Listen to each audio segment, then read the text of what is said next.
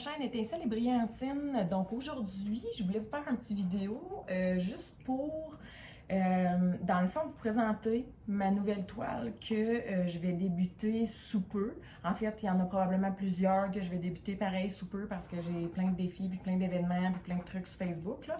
Donc je m'embarque dans plein d'affaires, puis c'est pour ça que j'ai tout le temps 4-5 toiles en même temps. Je vais finir bientôt ma toile de l'amour. Je vais m'arranger pour finir bientôt mon chat. Bref, dans tout ça, je viens d'en commencer d'autres. Puis je veux vous montrer, dans le fond, le défi que ma copine Sandra, donc de la chaîne Diamant Scintillant, je vais vous mettre le lien vers sa chaîne. Donc, dans le fond, sur son groupe Facebook, elle a proposé un petit défi. On a plusieurs mois pour le faire et c'est une toile en 60 par 80. Donc, je voulais juste vous montrer en primeur la toile que je vais faire. Là, je tenais aussi à dire que ce matin, ma copine de la chaîne Diamant et Strass, donc je vais vous mettre aussi le lien vers sa chaîne, Lorraine, elle a publié une vidéo concernant les droits d'auteur. Donc, il y a beaucoup d'artistes qui se font nécessairement voler leurs images pour que ce soit du diamond painting ou toute autre sorte de forme d'art ou peu importe. Donc, j'ai trouvé ça super intéressant. Je l'attendais, son vidéo, parce que comme étant un peu nouvelle dans le monde de YouTube, je savais qu'il y avait peut-être des images qui n'étaient pas nécessairement libres de droit. Donc, je voulais juste m'assurer que les images que j'utilise sont libres de droit. Il y a une vidéo d'un unbox que j'ai faite récemment que j'ai supprimée parce que justement, j'ai trouvé que cette image-là n'était pas libre de droit. Donc, je l'ai carrément supprimée. Donc, étonnez-vous pas s'il y a des images, s'il y a des unbox comme ça que, en fait, il y en a que j'ai tourné et que je sais que dedans, il y en a des images qui ne sont pas libres de droit. Donc, je vais peut-être juste les couper à ces moments-là ou juste jamais les mettre. Je vais voir, j'ai plusieurs unbox à vérifier, plusieurs images à vérifier. Donc, je voulais juste pas que vous vous surpreniez si jamais il y a des vidéos qui sont simplement supprimées à cause de ça. Donc, au niveau des droits d'auteur et des droits sur les images. Donc, aujourd'hui, l'image que je vous présente, j'ai fait de la recherche, c'est une image qui est libre de droit, donc il n'y a pas de problème à ce niveau-là. On va la mettre. En fait, je ne sais même pas si c'est à l'endroit ou à l'envers. OK, dans l'endroit. Oh, je l'avais roulé avec un autre. La preuve que t'en as trop. Quand t'es serre, il y en a d'autres. Je vais juste le mettre comme ça ici.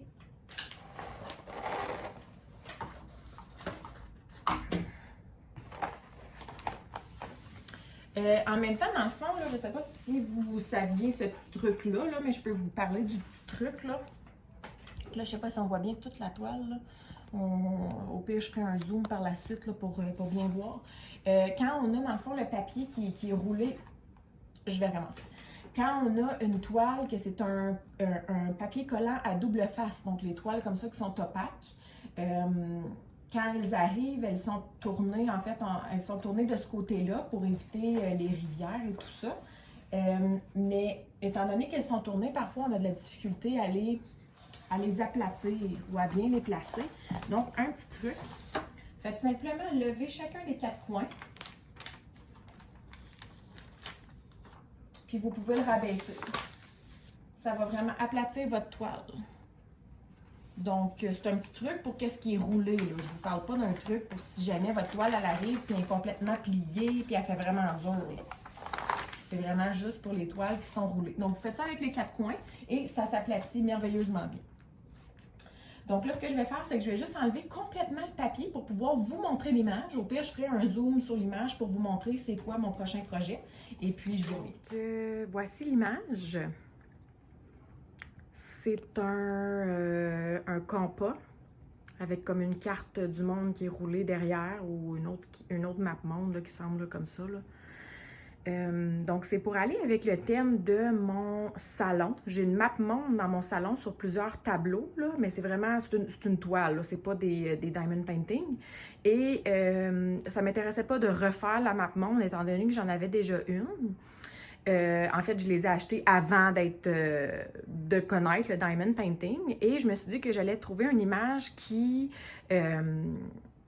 était un peu dans le même style là, ou dans le même dans le même thème. Donc, c'est pour ça que j'ai trouvé cette image-là. Et là, elle est en 80 par 60 dans le fond, là, parce que c'est la largeur en premier, ensuite la hauteur. Donc, elle est en 80 par 60.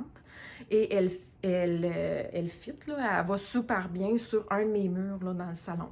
Donc, le dernier mur style qui manquait pour la décoration. Donc, voilà pour la toile. Je vous reviens parce que j'ai des petits trucs à vous montrer. Donc, de retour. Là, j'ai vraiment tout enlevé le collant. On voit que c'est très bien collant. Parfois, avec les tapes double face comme ça, ce qui arrive, c'est qu'il y a des rivières qu'on appelle, ou juste même des petites bulles. C'est vraiment là, des endroits où ce qu'on voit que le tape n'est pas bien placé à plat, puis ça a formé une espèce de bulle sur le dessus. Donc, ce que je vous conseille, c'est de prendre un petit X-Acto. Donc, moi, j'ai acheté celui qui vend là, dans les kits de Diamond Painting. Là, il y a vraiment juste une petite pointe qui sort, mais sinon, vous pouvez prendre un X-Acto normal là, ou quoi que ce soit, mais appuyez pas trop fort parce que vous ne voulez pas traverser la toile. Puis, dans le fond, vous faites simplement là, venir appuyer sur la bulle pour venir carrément là, enlever l'air de la bulle. Vous pouvez repasser comme ça sur la bulle une couple de fois là, pour être sûr que vous avez vraiment juste enlevé l'air. Ça fait en sorte que quand vous allez apposer vos diamants, ils ne vont pas popper parce qu'ils sont sur une bulle. Donc, tout simplement. Ça, c'est un petit truc à ce niveau-là. Dans le fond, je vous en parle parce que je remarque qu'il y en a quelques-unes. Donc, moi, ce qui arrive, c'est que je le décolle par section. Quand je décolle une section, je regarde s'il n'y en a pas. Je vais aller ôter l'air dans les bulles, puis je continue section par section comme ça. Donc, c'est pas quelque chose que je fais lorsque la toile est toute découverte comme ça, mais je le fais plutôt section par section, ici et là, une fois que c'est le temps.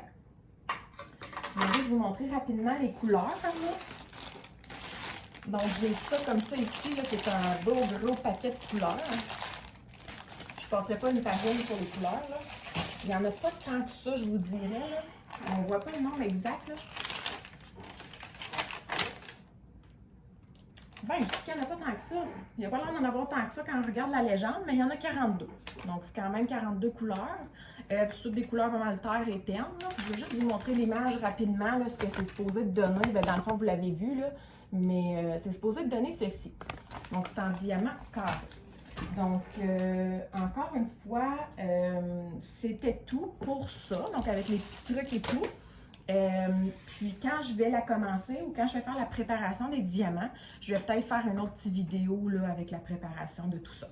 Donc, j'espère que vous avez aimé. Si vous avez aimé... Oui, un instant. Si vous avez aimé, faites un like. Si vous n'êtes pas encore abonné, n'hésitez pas à me suivre. Bonne journée!